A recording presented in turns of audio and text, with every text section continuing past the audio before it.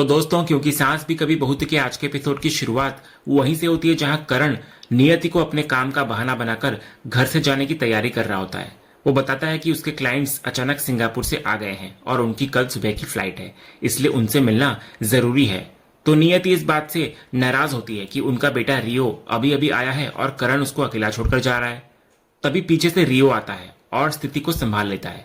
वो अपनी माँ से कहता है कि इसमें इतनी बड़ी बात क्या है, अगर डैड को जरूरी काम है तो उन्हें जाने दो। वो कहता है कि वो तो यहीं पर है, कहीं नहीं जा रहा।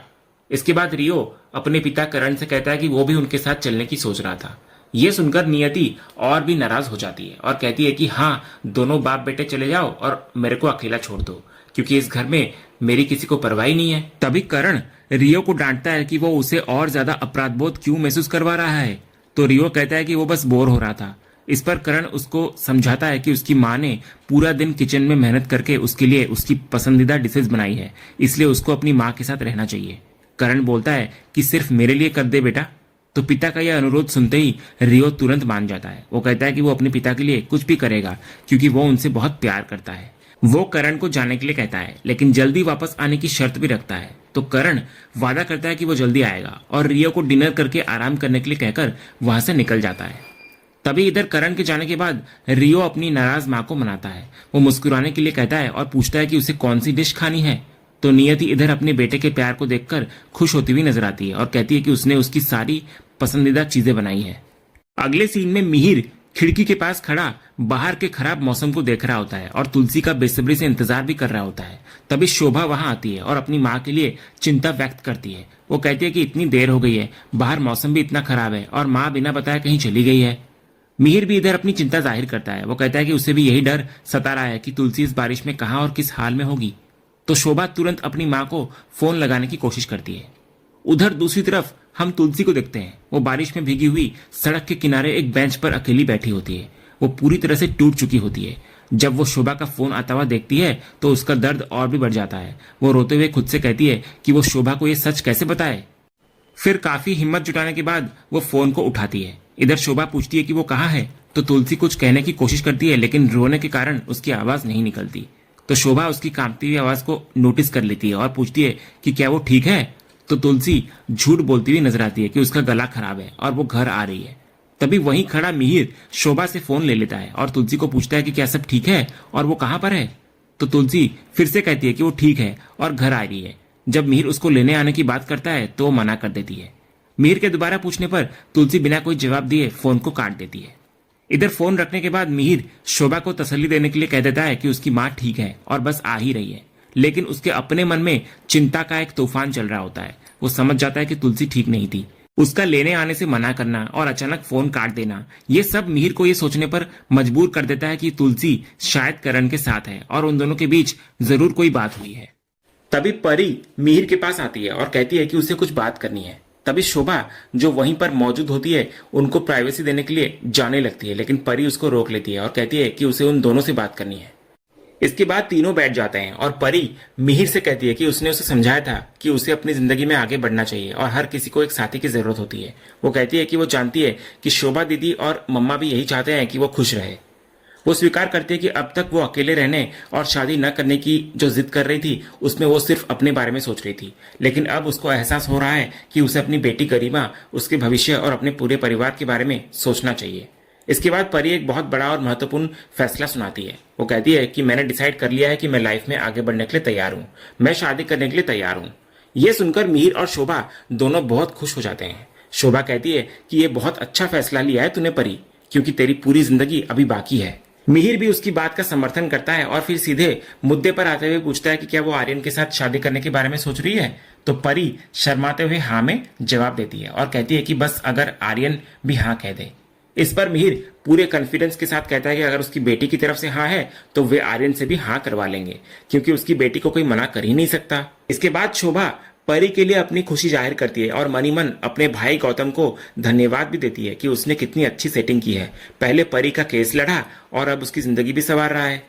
अगले सीन में हम दोबारा तुलसी को देखते हैं, जो अभी भी सड़क के किनारे अकेली और टूटी हुई बैठी होती है। वो फूट फूट कर रो रही होती है और उसकी आंखों के सामने बार बार अंश का चेहरा घूम रहा होता है। उसको अंश की बदतमीजियां याद आती है कि कैसे उसने एक बार गुस्से में अपने स्वर्गीय बापूजी की तस्वीर फेंक दी थी। फिर तुलसी को याद आने लगता है कि कैसे उसने अंश को घर से बाहर निकाल दिया था इस पर। फिर उसे वो खौफनाक मंजर याद आने लगता है जब अंश नंदिनी को जबरदस्ती खींचकर ले जा रहा था और तुलसी को कह रहा था कि वो उसकी कोई माँ नहीं है और अपने रास्ते से हट जाने को बोल रहा था वरना वो पछताएगी। और अंत में उसे वही गोली मारने वाला दृश्य याद आने लगता है जिसके बाद उसे अंश का मरा हुआ चेहरा भी दिखाई देता है। वो खुद से कहती है कि मैंने खत्म कर दिया था उसको। तभी उसकी नजर सामने से आ रहे करण पर पड़ती है। इसके बाद करण उसके पास पहुंचता है लेकिन तुलसी उसकी कोई बात सुनने को तैयार नहीं होती।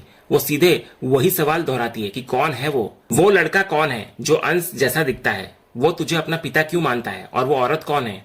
तो इस पर करण कोई जवाब नहीं देता, बस रोता रहता है। तो तुलसी उसको झकझोर कर कहती है कि वो उसकी तरफ देखे और सच बताए। वो कहती है कि वो उसे पागल ना करे और उसके साथ कोई गेम ना खेले। तो करण अपनी माँ तुलसी का हाथ पकड़कर उसको शांत करने की कोशिश करता है। वो पहले माफी मांगते हुए कहता है कि उस वक्त वो कुछ समझ नहीं पाया और मजबूरी में उसको तुलसी की मानसिक स्थिति के बारे में झूठ बोलना पड़ा। लेकिन तुलसी उसकी किसी भी सफाई को सुनने से इनकार कर देती है। उसका पूरा ध्यान सिर्फ एक ही सवाल पर होता है कि वो लड़का कौन है। जब तुलसी बार बार एक ही सवाल पूछती है तो करण अंत में एक ऐसा सच बताता है जो तुलसी को अंदर तक हिलाकर रख देता है। वो कहता है कि माँ, वो लड़का रियांश है, रियो, अंश का बेटा। यह सुनकर तुलसी को गहरा सदमा लगता है। वो अविश्वास से पूछती है किसका बेटा। तो करण दोहराता है कि अंश का बेटा। तुलसी कहती है यह नहीं हो सकता क्योंकि अंश का बेटा तो एकलव्य था। इस पर करण एक और बड़ा खुलासा करता है। वो बताने लगता है कि एकलव्य का एक सौतेला भाई है रियांश जो उससे बड़ा है। रियांश की माँ नियति है जिसको तुलसी ने देखा था। करण बताता है कि नियति अंश की गर्लफ्रेंड थी लेकिन अंश ने उससे कभी शादी नहीं की। तो रियांश अंश और नियति का नाजायज बेटा है। तुलसी फिर भी गुस्से में कहती है कि वो झूठ बोल रहा है। इस पर करण अपनी माँ के सिर पर हाथ रखकर इस बार सच्ची कसम खाता है। वो कहता है कि वो सच बोल रहा है और उसने ना तो उस दिन कोई झूठी कसम खाई थी और ना ही आज खा रहा है। वो कहता है कि उसने हमेशा सिर्फ नंदिनी से ही प्यार किया है और उसकी जिंदगी में कोई और नहीं है। इतना बोलकर वो रो पड़ता है लेकिन तुलसी को अभी भी उस पर विश्वास नहीं होता। वो कहती है कि वो उस घर में गई थी और उसने करण की उस औरत के साथ शादी की तस्वीर और बच्चे के साथ फैमिली फोटो देखी है। वो पूछती है कि वो औरत उसे अपना पति और वो लड़का उसे अपना पिता क्यों मानता है। तो इस पर करण बोलता है कि वो सब कुछ बताएगा और उसने आज तक कभी उससे झूठ नहीं बोला है। इसके बाद करण अपनी कहानी बताना शुरू करता है। वो बताता है कि वो न्यूयॉर्क में था जब एक दिन उसका एक्सीडेंट हो गया। जिस गाड़ी से उसका एक्सीडेंट हुआ उसमें एक महिला थी। उसकी गाड़ी की टक्कर से उसे बहुत चोट आई थी और वो उसे फौरन अस्पताल ले गया। इसके बाद कहानी एक फ्लैशबैक में चली जाती है। फ्लैशबैक में हम देखते हैं कि करण नियति को घायल अवस्था में अस्पताल लेकर पहुंचता है। डॉक्टर उसको इलाज के लिए अंदर ले जाते हैं। फिर थोड़ी देर बाद एक नर्स आकर करण को फॉर्म देती है और कहती है कि वो मैरिज की व्यक्तिगत जानकारी और मेडिकल डिटेल्स भर दे। नर्स उसे एक फोन भी देती है और कहती है कि ये मरीज के पास से मिला है। तभी करण जब फोन देखता है तो उसके वॉलपेपर में नियति और एक छोटे बच्चे की तस्वीर होती है। वो सोचता है कि अब वो कैसे पता करे कि ये महिला कौन है। तभी इतने में नियति के फोन पर एक कॉल आता है। करण फोन को उठाता है। दूसरी तरफ से एक लड़की नीतू घबराहट में पूछ रही होती है कि नियति कहाँ है। तो करण उसको अस्पताल का पता बताने लगता है। फिर अगले ही पल नीतू भागते हुए अस्पताल पहुंचती है और करण से पूछती है कि नियति को क्या हुआ है। तो करण उसको बताता है कि उसका एक्सीडेंट उसकी गाड़ी से हुआ था। वो तुरंत अपनी सफाई में कहता है कि उसकी कोई गलती नहीं थी।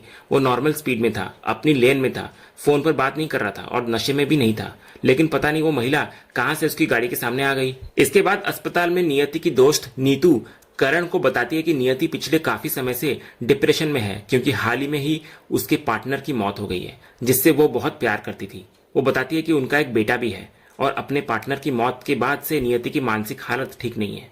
करण पूछता है कि उसके हस्बैंड की मौत कैसे हुई। इस पर नीतू एक और बड़ा खुलासा करती है। वो बताती है कि वे शादीशुदा नहीं थे। नियति बहुत कम एज में ही प्रेग्नेंट हो गई थी और उसने बच्चे के लिए अपनी पढ़ाई भी छोड़ दी थी। जब करण उसके पार्टनर के बारे में पूछता है तो नीतू कहती है कि वो तो इंडिया चला गया था। वो हर महीने नियति और उसके बेटे रियो को पैसे भेजा करता था और वादा भी करता था कि वो एक दिन वापस आएगा और उनके साथ अपना परिवार बसाएगा। लेकिन एक दिन खबर आई कि किसी ने अंश को गोली मार दी। तो अंश का नाम सुनते ही करण चौंक जाता है। नीतू बताती है कि अंश ने नियति को पैसे तो बहुत दिए लेकिन उसका वादा झूठा निकला, वो कभी वापस नहीं आया। अब उनका बेटा 10 साल का हो चुका है और नियति कभी भी अंश से संपर्क नहीं कर पाई, बस उसके खतों और पैसों के सहारे उम्मीद लगाए बैठी रही। तभी करण नीतू से अंश की फोटो मांगता है। जब नीतू उसको तस्वीर दिखाती है तो करण ये देखकर हैरान हो जाता है। ये वही अंश होता है जो उसका सौतेला भाई था और जिसे उसकी माँ तुलसी ने मारा था। वो गहरी सोच में पड़ जाता है। तभी डॉक्टर बाहर आकर बताते हैं कि नियति की सर्जरी सफल हो गई है, लेकिन वो अभी भी तनाव में है, इसलिए सावधानी बरतनी होगी। इसके बाद करण और नीतू नियति के कमरे में जाते हैं। होश में आने पर नियति नीतू को नहीं पहचान पाती और उससे अपने हस्बैंड को बुलाने के लिए कहती है। जब नीतू उसको बताती है कि उसका हस्बैंड मर चुका है तो नियति हिंसक हो जाती है। वो चिल्लाने लगती है कि ऐसा नहीं हो सकता और उसके हस्बैंड को बुलाया जाए। तभी डॉक्टर आकर उसको शांत करने की कोशिश करते हैं और करण को बाहर जाने के लिए कहते हैं। फिर करण कुछ दिनों बाद फिर से अस्पताल आता है ताकि वो देख सके कि नियति की हालत कैसी है। वहां डॉक्टर उसको एक चौंकाने वाली जानकारी देते हैं। वे बताते हैं कि नियति के दिमाग में जो चोट लगी है वो एक्सीडेंट के कारण नहीं, बल्कि सर्जरी के बाद जब उसको होश आया तो उसे कोई ऐसी बात पता चली जिसे उसका दिमाग सहन नहीं कर पाया और उसे एक मानसिक आघात यानी कि मेंटल स्ट्रोक लगा। तभी नीतू जो वहीं पर होती है स्वीकार करती है कि उसने ही नियति को बताया था कि उसका हस्बैंड अब इस दुनिया में नहीं है। तो डॉक्टर पुष्टि करते हैं कि इसी सदमे के कारण नियति की यह हालत हुई है। वे बताते हैं कि इस आघात की वजह से उसकी याददाश्त चली गई है। डॉक्टर कहते हैं कि अब उसे अपना अतीत, अपना ट्रॉमा और डिप्रेशन कुछ भी याद नहीं रहेगा, लेकिन साथ ही उसकी मानसिक स्थिति बहुत नाजुक हो गई है। वे करण और नीतू को सख्त हिदायत देते हुए नजर आते हैं कि अगर उसे उसके हस्बैंड के बारे में या कोई भी ऐसी बात बताई गई जो उसके दिमाग में जोर डाले तो उसकी हालत बहुत बिगड़ सकती है। वे कहते हैं कि अब उन्हें उसका पूरा ध्यान रखना होगा और क्योंकि उसकी याददाश्त चली गई है उसे बार बार चीजें याद दिलानी पड़ेगी। फिर कुछ समय बाद करण को नीतू का फोन आता है। वो बताती है कि नियति को होश आ गया है और अब करण उससे मिल सकता है। इसके बाद करण नियति से मिलने उसके कमरे में आता है। नियति उसको देखते ही बहुत खुश नजर आती है और ऐसे प्रतिक्रिया देती है जैसे वो उसी का इंतजार कर रही थी। वो कहती है कि उसे पता था कि वो आएगा। इसके बाद वो अपने छोटे बेटे रियो जो वहीं पर होता है उसको कहती है कि उसने वादा किया था ना कि वो उसे उसके पापा से मिलवाएगी। फिर वो करण की ओर इशारा करते हुए कहती है, ये है तुम्हारे पापा। तभी छोटा सा रियो करण के पास आता है और कहता है कि क्या आप हो मेरे पापा। वो कहता है कि उसकी माँ ने कभी उसकी तस्वीर नहीं दिखाई, बस हमेशा कहती थी कि वो एक दिन जरूर आएंगे और आज वो आखिरकार आ ही गए। इतना बोलकर रियो करण को कसकर गले लगा लेता है। इसके बाद फ्लैशबैक खत्म होता है और कहानी वर्तमान में लौटती है। करण तुलसी को बता रहा होता है कि उस दिन वो चाहते हुए भी उन दोनों को सच नहीं बता पाया। अगर वो सच बता देता तो दो जिंदगियां यानी कि नियति और रियो की बिखर जाती। वो कहता है, और बस उस दिन से मैं नियति का पति और रियो का पापा बन गया, या यूं समझ लीजिए माँ कि किस्मत ने मुझे बना दिया। और इसी भावुक और अधूरे कबूलनामे के साथ आज का ये एपिसोड यहीं पर खत्म होता है। तो दोस्तों, आपको आज के एपिसोड का कौन सा सीन सबसे ज्यादा पसंद आया हमें कमेंट करके जरूर बताएं। अगर आप क्योंकि सास भी कभी बहू के फैन हैं और कोई भी अपडेट मिस नहीं करना चाहते तो हमारे इस चैनल को सब्सक्राइब करना ना भूलें और बेल आइकन को भी जरूर दबाएं। हम मिलेंगे अगले एपिसोड के अपडेट के साथ। तब तक के लिए धन्यवाद।